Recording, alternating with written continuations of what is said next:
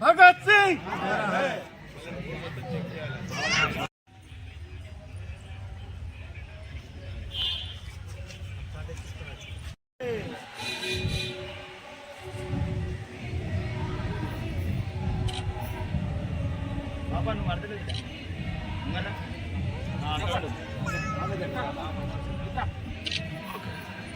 ठीक है भाई लेबर का बोरी बोरी वो भान वो बेटा वो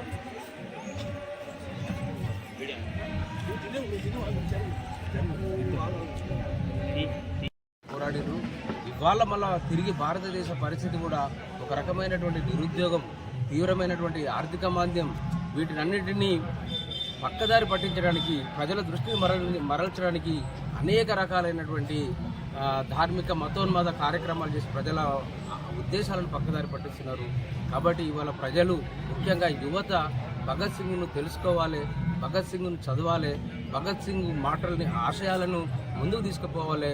ఆయన చూపెట్టినటువంటి స్పిరిట్ను, చైతన్యాన్ని ఇవాళ వాళ్ళందరూ కూడా ఆవహించుకొని ఇవాళ ఈ భారతదేశం మరింత సుభిక్షంగా ఉండడం కోసం ఏం చేయాలో వాళ్ళే నిర్ణయించుకొని ముందుకు తీసుకుపోవాల్సినటువంటి అవసరం ఎన్నటికైనా ఉంది.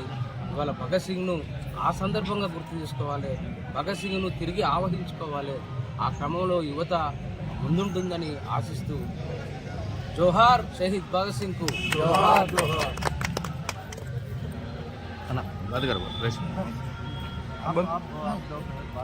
అన్న మీరు చెప్పండి. కార్గిల్ యుద్ధంలో, పార్లమెంట్ అటాక్లో, ఆ కాలంలో ఆయన సైనికుడిగా పనిచేసి ఆయన నరనరాన రోమాన కూడా దేశభక్తిని నింపుకున్నటువంటి వ్యక్తి. తను ఇప్పటికే దాదాపు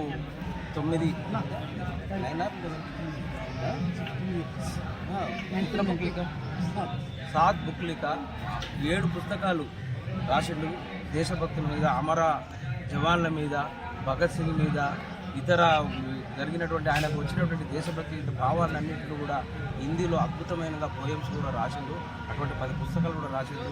అటువంటి వ్యక్తి, దేశభక్తితో ఉన్నటువంటి వ్యక్తి, ఒక జవాను మన దగ్గర ఉండడం మన అదృష్టంగా భావిస్తూ ఇవాళ ఆయన భగత్ సింగ్ జయంతిని ఆయన పొద్దున్నే నిర్వహించడం దీన్ని స్ఫూర్తిదాయకంగా భావించి మిగతా వాళ్ళందరూ కూడా, మిగతా ఏవో దేశ నాయకులు కాకుండా రాజకీయ నాయకులు వీళ్ళే చేస్తున్నారు, వాళ్ళు చేయండి, మీరు ఏ రాజకీయ పార్టీలో చేయండి, కానీ మన దేశం కోసం త్యాగం చేసినటువంటి యువతకు మార్గదర్శనం ఇటువంటి వ్యక్తుల జయంతులు కూడా రాజేశ్వరి వాళ్ళని ఆదర్శంగా తీసుకొని మన అందరం ఇక ముందు చేయాలని ఆకాంక్షిస్తూ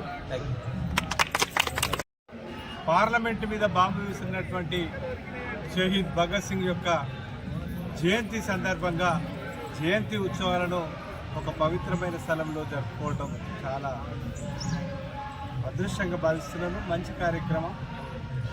షహీద్ భగత్ సింగ్ సెలవిచ్చినట్టు దేశం మొత్తం మతాలకు అతీతంగా, మత శక్తులకు వ్యతిరేకంగా వాళ్ళు విజృంభించేటటువంటి కార్యక్రమాలను ప్రతిఘటించి ప్రజలను ఏకీకరణ చేయాలి, ప్రజల్లో ఐకమత్యం రావాలి, ప్రజలంతా ఏకకంఠంతో ఇటువంటి విధానాలను ముక్తకంఠంతో ఖండించాలని ఇచ్చినటువంటి పిలుపును నిజంగా కూడా 24 సంవత్సరాల యవ్వన ప్రాయంలో తృణప్రాయంగా తన ప్రాణాలను అర్పించినటువంటి భగత్ సింగ్కు 24 సంవత్సరాలు కాదు, ఇప్పుడు యువతరం అంతా యువకరటాలుగా తరలి వచ్చి నిజంగా కూడా మతోన్మాదానికి వ్యతిరేకంగా యుద్ధం ప్రకటించాలని సందర్భంగా జై హింద్.